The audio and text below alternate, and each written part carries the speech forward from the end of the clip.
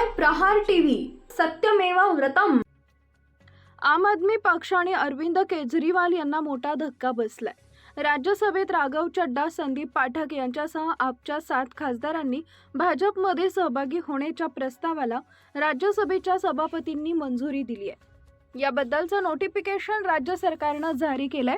यामध्ये भाजप खासदारांच्या यादीत या 7 नेत्यांचा समावेश आहे।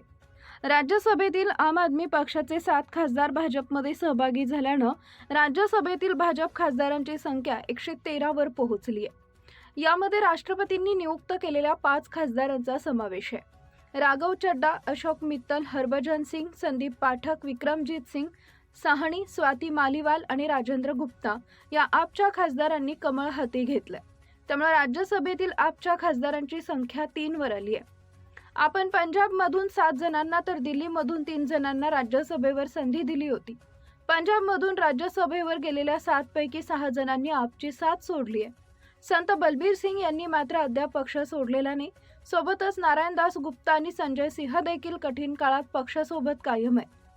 सध्याच्या घडीला राज्यसभेत आपचे केवळ 3 खासदार आहेत। आपच्या 7 खासदारांनी कमळ हाती घेतल्याने राज्यसभेतील एनडीएतील खासदारांचा आकडा 148 वर पोहोचलाय।